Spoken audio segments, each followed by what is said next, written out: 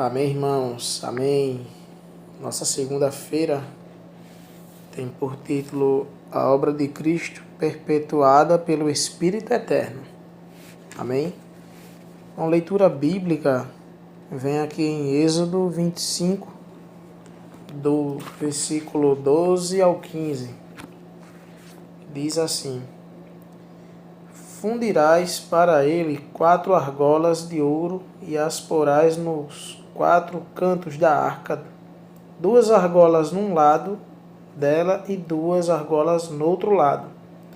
Farás também varas de madeira de acácia e as cobrirás de ouro. Meterás os varais nas argolas dos lados da arca, para se levar por meio delas a arca. Os varais ficarão nas argolas da arca e não se tirarão dela.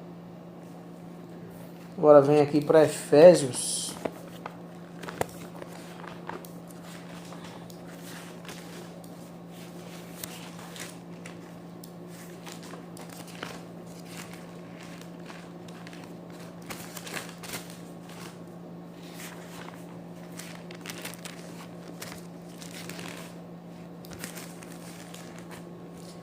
Efésios 1, versículo 17, diz assim: Para que o Deus de nosso Senhor Jesus Cristo, Pai da Glória, vos conceda espírito de sabedoria e de revelação no pleno conhecimento dele. Agora, Hebreus 9, versículo 14. Diz assim: Muito mais o sangue de Cristo, que pelo Espírito Eterno a si mesmo se ofereceu sem mácula a Deus, purificará a nossa consciência de obras mortas, para servirmos ao Deus vivo. Amém. O com oração é o de Isaías 57:15. Diz: Assim diz o alto, o sublime que habita a eternidade, o qual tem o nome de santo. Habito no alto e santo lugar, mas habito também com contrito e abatido de espírito, para vivificar o espírito dos abatidos e vivificar o coração dos contritos. Amém. A obra de Cristo perpetuada pelo Espírito Eterno. Em nosso estudo desta semana, veremos no livro de Hebreus um personagem dificílimo de interpretar, Melquisedeque. E como isso tem a ver com nossa vida cristã? Deus tem um desejo, um sonho, fazer-nos participar da comunhão direta com Ele. A mesma comunhão que havia entre a Trindade divina na eternidade. Para isso, o Senhor, como nosso sumo sacerdote, já penetrou além do véu e nos leva a ter comunhão com Ele ali. O que Cristo realizou mediante a encarnação, viver humano, morte, crucificação, ressurreição, ascensão e tudo mais, ofereceu como sacrifício a Deus por meio do Espírito Eterno. Muitas coisas espirituais fogem ao nosso entendimento. Por isso precisamos do espírito de sabedoria e de revelação para ter entendimento e compreensão do que é divino. Do que pertence à dimensão de Deus, a dimensão eterna. Tudo o que Cristo fez quando viveu aqui na terra, Ele o fez pelo Espírito Eterno. Isso é, Deus colocou tudo isso na eternidade, porque Ele está na esfera da eternidade. Nosso Deus é o alto, mas não em altura física, e sim espiritual, ou seja, está em outra dimensão. Ele é sublime e habita na eternidade. Assim diz o alto e o sublime que habita a eternidade.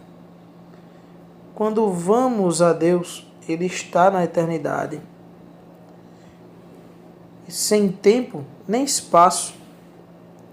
Portanto, Quando Cristo se ofereceu a Deus, ofereceu tudo o que ele fez aqui na terra, sujeito ao tempo, e se colocou como sacrifício pelo Espírito Eterno. E Deus aceitou o sacrifício de Cristo pelo Espírito Eterno. Essa figura da circunferência ou círculo está na Arca da Aliança, no tabernáculo do Antigo Testamento. A Arca da Aliança tinha 4 argolas, uma em cada canto, nas quais se introduziram os 2 varais de madeira de acácia revestidos de ouro, onde ficariam permanentemente para que fosse carregada. As 4 argolas prefiguram o Espírito Eterno. Nessa figura, o homem que ainda vive no templo carregava a Arca da Aliança, a qual representa o Deus Eterno. Como pode um homem temporal ter contato com o Deus Eterno? Por meio do varal e das argolas. A conexão entre o homem temporal e o Deus Eterno é o Espírito Eterno. Todos os dias, quando nos voltamos para o Espírito, nós, homens temporais, conseguimos ter contato com Deus, que está na eternidade. Quando dizemos, ó Senhor Jesus, nós o contatamos por meio do Espírito Eterno. Graças a Deus por essa revelação. Essa é a Arca da Aliança. O que Cristo fez quando lançamos na eternidade? Quando lançado na eternidade, obteve valor eterno. Isso valeu no passado, no Antigo Testamento, para o povo de Israel, que precisava regularmente trazer animais para os sacrifícios pelos pecados, transgressões e culpa. O sangue desses animais era para a substituição daquele que pecou. Os sacrifícios de animais tiveram sua eficácia para a remissão dos pecados dos homens, porque Cristo se ofereceu pelo Espírito Eterno a Deus, o que serviu não só para o futuro, isso é, para os pecados que ainda seriam cometidos, mas também para o passado, ou seja, para os que foram expiados pelo sangue de animais no Antigo Testamento. Quando Deus olhava para o sangue de bodes e de bezerros no Antigo Testamento, via o sangue de Cristo, embora esse ainda não tivesse sido derramado naquele tempo. Deus já o via porque fora lançado na eternidade. Mesmo no Novo Testamento, se não fosse pelo Espírito Eterno, Cristo teria de morrer cada vez que eu e você pecássemos. Podemos pensar, se a morte de Cristo é a morte de uma pessoa por outra pessoa, ele teria de morrer tantas vezes quantas pessoas há no mundo e por tantos pecados quantos cometemos ao longo do tempo. Porém, sua redenção valeu uma vez por todas, porque foi lançada na eternidade. Graças a Deus, pois Cristo se ofereceu a Deus uma vez por todas como sacrifício pelo Espírito Eterno. Todos os dias, sempre que erramos ou pecamos, podemos dizer, ó Senhor Jesus, perdoa-me, que teu sangue me venha purificar. Não precisamos que Cristo morra outra vez. Apocalipse fala daqueles cujos nomes não foram escritos no livro da vida do Cordeiro que foi morto desde a fundação do mundo. Segundo o nosso pensamento linear, Cristo não morreu desde a fundação do mundo, e sim no tempo. Mas quando se ofereceu a Deus pelo Espírito Eterno, seu sacrifício foi lançado na eternidade, e para Deus passou a valer para todo o tempo, desde a fundação do mundo até o futuro. O Cordeiro morreu por nós.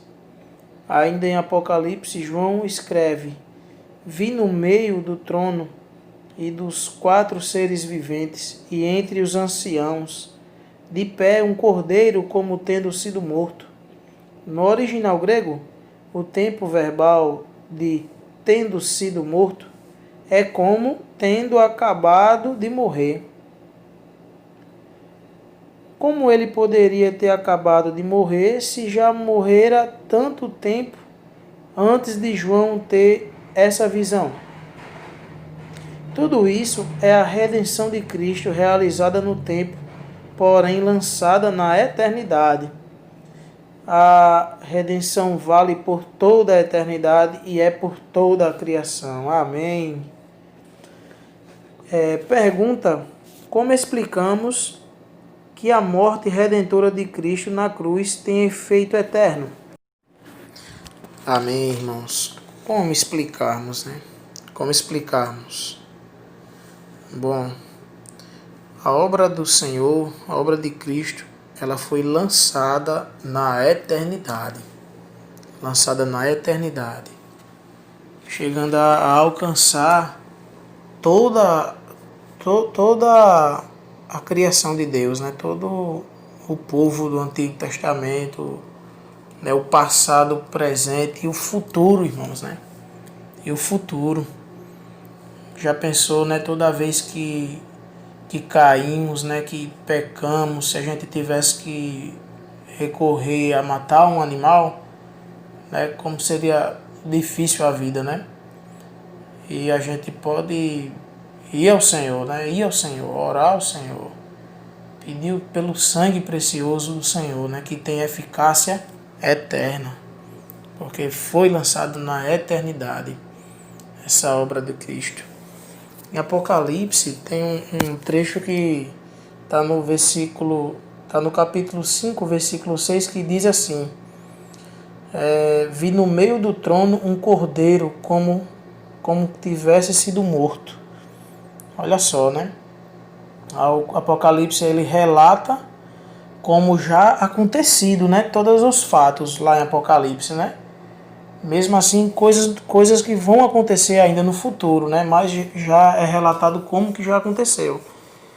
E no versículo 13, no capítulo 13, versículo 8 do Apocalipse, também diz uma parte dele, a parte B, diz assim: o cordeiro que foi morto desde a fundação do mundo.